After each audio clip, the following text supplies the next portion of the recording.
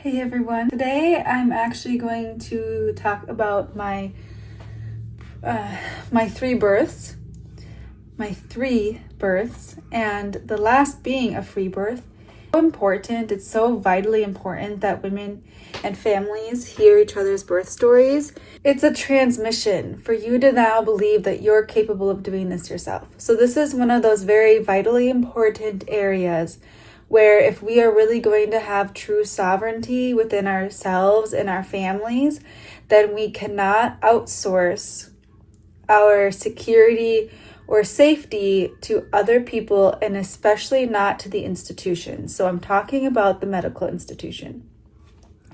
There is so much that we are invited to remember about how our sovereignty is in our body. It is not in the mind, and it is not in all of these rational thoughts or all of this thinking that happens about whether or not you think that, well, I think I'm safer in a hospital, or, what if this happens? Like all of those fear things. And, the medical system is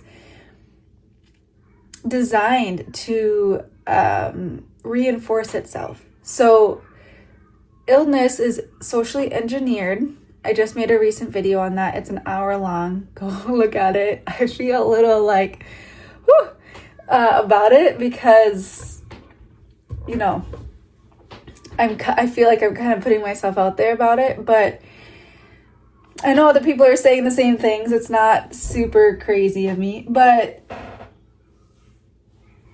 we are, as human beings, especially in this time in 2025, and as we're going to go through the shifts that we're going through in the next 5-10 years, it's very it's important that you learn how to go through these shifts into your sovereignty and learn from somebody who's already done it, because it can be very confusing. You're going to have all of the thought programs that you were raised with and have generationally been raised with, and that's already kind of in your DNA.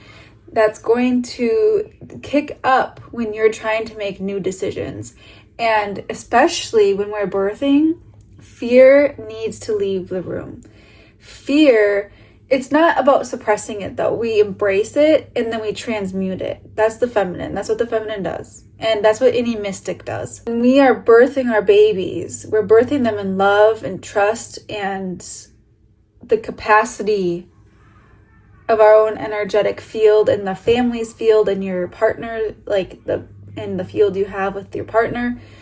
So really it's about the energetics. And then if you have the energetics correct, as smoothly curated as you can for the birth, then there's less intervention needed. And when people say, well, what if something happens? What if I need the doctors, or what if I need this intervention? The first and only thing I'm going to say logistically about that, because I know you want the mental food, okay? But really we're talking about spirit in the rest of the conversation. We're talking to your spirit. Is that the medical system will have to reinforce itself. And so there's a cascade of interventions. Even if you were just to Google that phrase quick, you will get a lot of information about how and what that cascade of interventions is. So by the time, if you even just step out of your home, that's already starting the cascade of interventions, because even the act of stepping out of your home to complete your birth or to go give birth, you're already taking yourself out of the biological, physiological sensation of safety and home. And you're transporting yourself in a car, which is dangerous, right? And you're energetically moving to a new space. One of the reasons home birth is safe is because you're in your own energetic field the whole time. It's where you feel the most safe. I birthed on my bed, and I had the least issues this time doing that in my third birth, and each birth consecutively got better because I kept learning from each one. But if we can learn from each other's, then you don't have to have any of those difficult experiences up front to learn from. want to keep these videos somewhat concise, and I know that I ramble, so I don't want to bore you.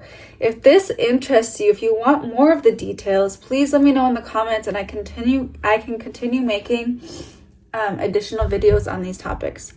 When you go out of the home, you're interrupting the hormonal experience, and your body is going to go into a response. It's going to contract, which means it's going to shut down all of the progress that you've already been making in your labor, because you now have to transport yourself, and your brain, your unconscious, knows that it's not safe to have a baby while you're in transport. And so it's going to slow labor down. That's why a lot of times when people actually get to the hospital, even though they felt like they were in transition at home, which is 3 to 4 minutes between contractions, things slow down and often, or they get sent home because now they're not laboring anymore. So when you get to the hospital, then you have to do all the paperwork and check in and talk, and all of that is prefrontal cortex stuff. You cannot do that when you're in active labor. When you're in active labor, you're in a different realm. And birth itself is a different realm. Like, I did not participate in society. I refused to have a job during my last pregnancy, and I was in school during my first, and then, which is fine because I was young and I didn't know any better, and I had the energy and I was inspired by what I was learning. So I think that was fine. My second pregnancy, I did get a job, but I had a lot of complications, and I had a lot of burden emotionally for carrying the financial well-being of our family. And so that did manifest in a lot of symptoms in my pregnancy, including a severe case of like, what is that called? It's like when your pelvic bones are rubbing on each other because there's too much lactin, there's too much the hormone that relaxes all of your hip joints and stuff. And so for most of my pregnancy, I could hardly walk around because the end of it, because I was in so much pain just from walking, which, is the universe and the divine and my baby saying, you need to rest, you need to stay in bed, you need to stop going out into the world. That's not what a woman is supposed to do when she is bringing life in and developing life. So when you do that, you get to the hospital, the nature of what you have to engage with and the fluorescent lights and all of this, it's going to shut down the birth process. Then you stay, and you're like, okay, maybe we can ramp it up, just relax. Then what happens is people are like, well, it's not progressing fast enough, or you've been here for too long, let's start a Pitocin drip, or let's start activating the labor with synthetical chemicals, right? Okay, so that again, so when you instigate contractions with the synthetics that they give you, it creates cramps that are not normal. They do not have a rhythmic, they're not guided by your baby, because when your baby is ready, they will release their own hormones, which then your body reacts to, and then will have a response system to their hormones. And so when you're forcing the baby out through these synthetic chemicals and contractions of your muscles in the uterus, then the baby is now being forced on somebody else's timeline. It's not their own. And the baby has their own timeline that we need to trust. And so they start going under distress. That's when they start seeing fetal heart rates drop and all of this stuff. And I'm not a medical doctor. I'm not giving you medical advice. I'm just giving you tangible experience and educational advice. So please know that. What can happen now, because now they're saying, oh, well, now their fetal heart rate is down. Maybe they have hyperchromium, which is they pooped while in the uterus or in the canal, which they can ingest, which is dangerous. But it's because they were stressed during this intervention that you just initiated. Having an epidural makes it so that you can't feel the contractions. So then you're not pushing at the right interval. You're not pushing when the baby's ready or trying to position. And the baby is also coming out. They're an active participant in this whole process. and they're the leader even in this whole process. And your body is the next leader. It's the response system. And it's our job as women to get out of the way of all of that mentally. Like, we are just the receptor of what's happening between our body and the divine and our baby. And that's what pregnancy and birth is. And so when we try to intervene with masculine and logic and fear, it's going to sabotage the birth and the security and safety of your body and your baby. What happens next is then the baby starts getting distressed and they're like, oh, well, see, we had to do a C-section. The United States has the highest rate of C-sections in any developed country, despite having supposedly the best medical care. Infant and mother mortality rates and wellness rates are like in the bottom of most of like the global standard, like we have terrible rates. And the thing about, I'm talking passionately about this, so keep up with me, pause if you need to. I don't mean to offend you, but I need you to hear this with the conviction in my voice because it's the transmission you came here for. So going into the hospital itself is a sabotage of the natural process, because now we're trying to intervene and push forward birth. And there's a study done where they studied cats giving birth, and instead of what does a cat or animal do? They go into dark burrows. They go and find a silent place where they're alone to birth. This is a natural process. This is a natural design to be in the darkness, because your baby and the brand new babies, when they open their eyes, you don't want them flashed with fluorescent light or any kind of light really, unless it's sunlight. The fluorescent lights and all of the beeping and all of the noises of the hospital and the energetics of the hospital, and every birth member that comes in, or every team member that's on the birthing team, whether that's your chosen birthing team or the people who are working at the hospital at that specific time, every one of them have their own energetic resonance and their own mental fear that they're going to bring to this. And I have heard so many stories, it's just endless, millions, where women are sabotaged even by other women who are nurses or the doctors who are sabotaging their wellness because they're scared in the moment. So they're pushing these interventions. They just want to get it over with. They want to go bring you to a C-section or do other things. There's a lot of ways that they just violate you. They just do it. And women aren't told that this is traumatic. We are told, well, at least the baby is safe. At least you're safe now. But nobody gets to unpack with you that was really traumatic. That you didn't want these certain things to happen. Like say you didn't want the eye drops put in the baby's eyes right when they come out, which again they don't need. But the doctors did it. Or the nurse just, I did it anyways, or I just did it. Sorry, or they didn't want, or they were like, we had to cut the cord right away, even though you said you didn't want that done. Like, all of this happens, and it builds up this energetic frequency of not feeling safe, not feeling held. And this is the most transformative, it is the most divine portal that you're ever going to experience in your entire life. And that's as true for anyone there witnessing it and part of it. My husband said there's nothing like it watching our children be born, and there's nothing he will ever have or experience again that could have been like it, especially when they're like your children. It's your DNA, it's your life force that built this baby.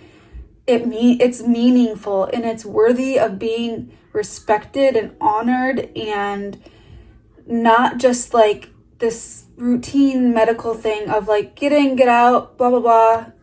So back to the cat example. So anyway, so when they put cats under a fluorescent lights and like a sterile box and, kind of simulating what like the hospital feels like, their labor stopped and they couldn't give labor. And it was very painful and difficult and all of these things.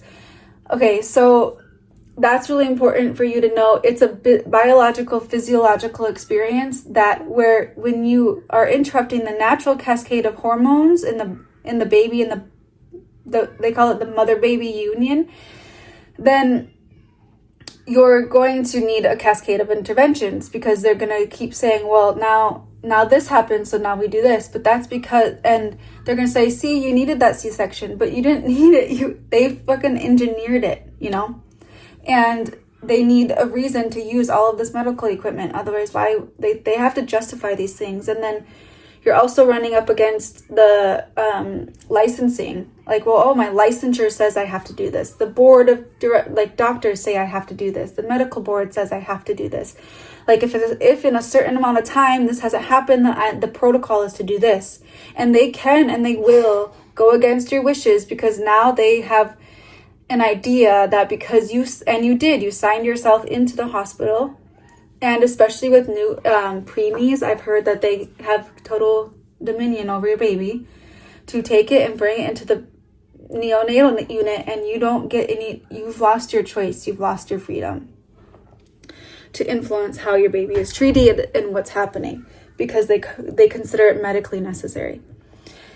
So it's really scary. It's a really scary situation and system to put yourself in. Now, I will lastly say, there are certain instances where maybe going to the hospital is the best thing. And I know each woman, like, if you really clear out all the fear and you in your intuition, in your deepest soul, know that that's needed because maybe something did go wrong, or maybe something's going on that we don't know yet about the baby, and you need to be at the hospital, then cool, go to the hospital. Follow that intuition. It's not about like having this strict, like, you know, super strict, inflexible, like groupie situation where it's like, oh, only do a home birth. No, that's not what I'm saying. But I do want you to know that 97% of births, that's an opportunity, could be born at home.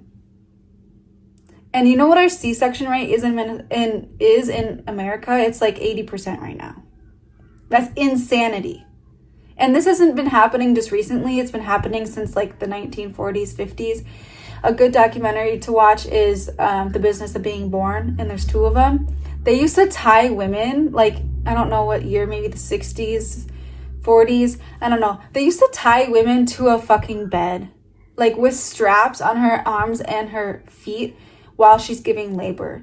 First of all, pushing on your back and laboring on your back is the worst position. It's physiologically inaccurate, and it's the most painful because it's like against gravity. Like, you should be squatting or up on your knees and hands. And women need to move. As you're moving the energy, you're moving the baby down, you're moving into position, you're preparing your body for all of this. It's a very active, participatory experience. And so when we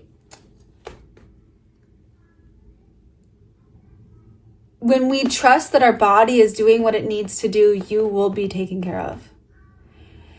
And I say that as someone who even did not have medical care during her 3rd pregnancy. I confirmed the pregnancy in the beginning, and then I didn't see any doctor. I had a friend who we just listened to the heartbeat once, and I just trust that my body is doing what it needs to do. If you had to even have interventions to become pregnant, like if you had IVF or anything like that, or if you have been diagnosed with PCOS, difficulty with your periods and all of this, that's a hormonal imbalance designed by our lifestyle. Like, periods should not be painful. You should be fertile. There's always reasons why those natural occurrences that your body is naturally designed to do are not operating correctly. And then they say, well, now because we had to help you, the medical system, because we had to help you get pregnant, now you're a high-risk pregnancy. And they keep lowering the rate for the maternal age. They call 40 or even 38 now to be a geriatric pregnancy. That's fucking insane. It just gives them another reason to consider you high risk, when women can birth until they're 50, honestly. If we were healthy in our bodies, but we're not. We're chronically sick, especially in, all of these, from stress, and, you can watch that other video on that because it's engineered. So anyways, so this has already become a long video. So I'm going to do a part 2 on this for more of the energetics. So now this video has just become more of the cascade of interventions and the reason why hospital birth creates a traumatic experience. And I want anyone here to know, like from the deepest of my heart, that you did not deserve anything that happened to you that was traumatic, and your baby didn't either. And your husband didn't, your husband also is going to likely have emotions that are unaddressed in this. The medical system especially likes to keep husbands out of the situation. However, it is a man's job to protect his woman and his family and his lover and his divine counterpart.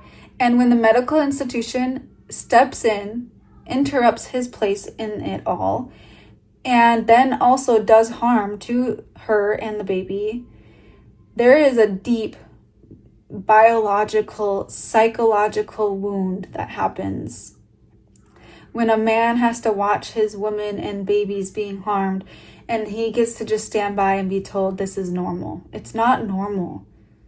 Again, this is the gaslighting that happens. And when we have this experience, this internal emotional experience that something wasn't right in our birth experience, in the baby's birth, and probably our birth, we still have trauma from our own births if we were birthed in the system this way. All of that is still in the energy of your body and your psyche while you're going through birth and postpartum. And it's why we have such a high rate of postpartum depression and anxiety and all of this. And that has nothing to say even about how we handle postpartum, which would be another series of videos, you guys. Like, this stuff is deep. And I can, I'll list some people that I would recommend if you want to go deeper. I'm just touching on my own experiences, and I will do that in the next video more so, like personally experienced. The reason I'm talking so blatantly about it is because I need to be blatant about it. Like, there's no making it flowery. There's no downplaying the trauma that happens in a medical birth, because if I were to downplay it at all, that's gaslighting to you. Because everyone else has already told you, well, as long as the baby was born, you guys are okay now. And, well, this had to happen because of this. It's just so serious.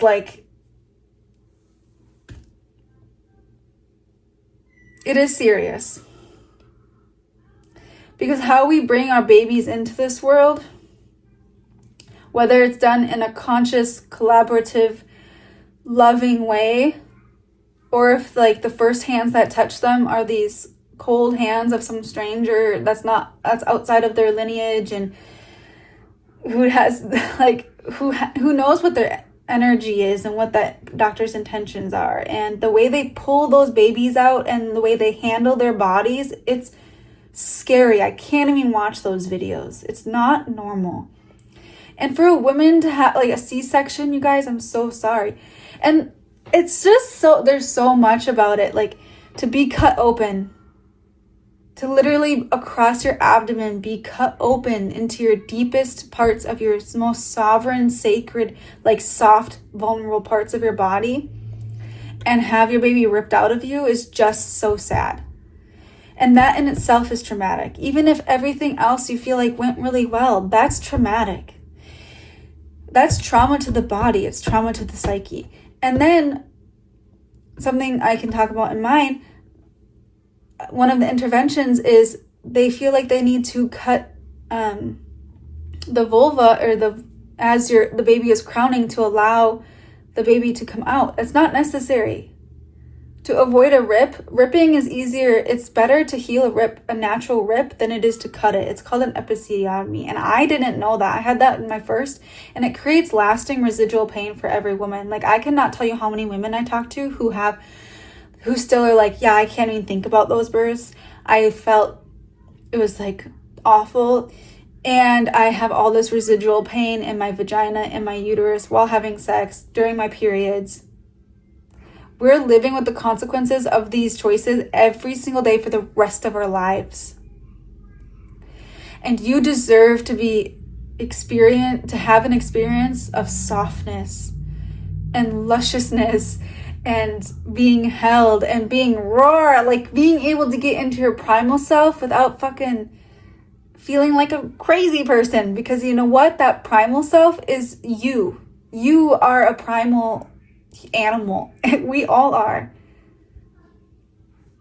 It's so beautiful when we allow that, because we need it. It's like our vocal cords, when they roar and they like make all these wild sounds of birth. That's normal, and it's also transmuting the energy. Because what really happens in birth, when we birth in our trust and love, we are able to transmute pain into the experience of pleasure, and we let go of any resistance, and we allow the pain to transmute into the softness that actually births the baby.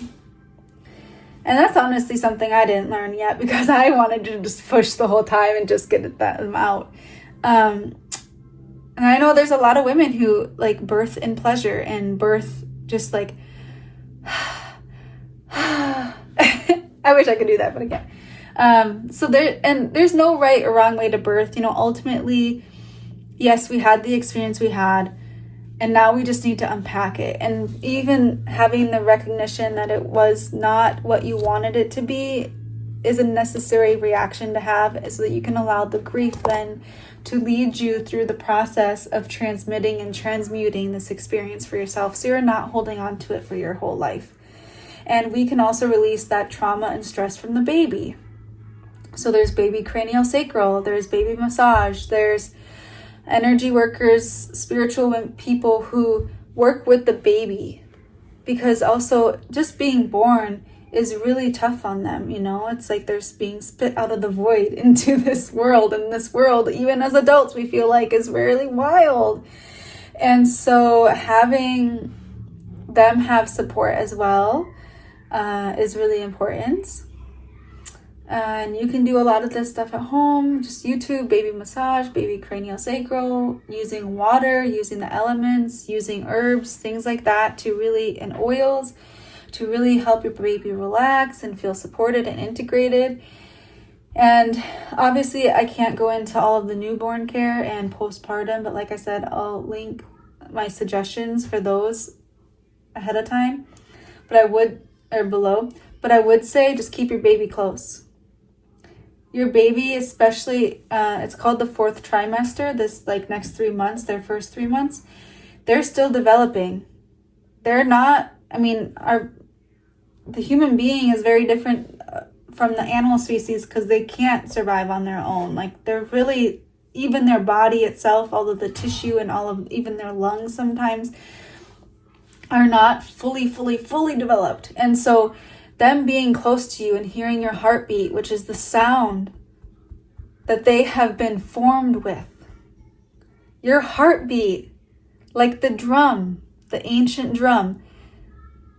That's where the ancient drum came from. That's why ceremonies use drums, because it is the human heartbeat. And the baby only ever knew their mama's heartbeat from the very beginning. And then they start hearing the voices, and they hear like what's happening in your body, and they still need to be attached to you. Baby wear them. Use a wrap. There's a reason why ancient cultures did this. Keep them close, because especially at night, they're gonna forget to breathe. It's like those muscles and that automatic system in their brain isn't developed. It's not like habitually there yet. And so they're learning to breathe. They just were born. They weren't breathing before being born. And so having that, you're breathing next to them, actually reminds them when they stop for a second, oh, I gotta breathe. And then they'll start breathing. And it's not something to be scared about, because it's a natural experience. But when they're separated and in another room from you, they can't hear that. And so, and they're away from your heartbeat and the warmth of your body, and they're just like hanging out in the world all alone. We've never done that. And your body as the mom will fucking freak out if you do that, because our body is also tied to theirs. Our nervous systems are one and the same when they are so young, even until like 3-4 years old, okay? But even especially in the newborn infancy stage, Their nervous system is yours and yours is theirs.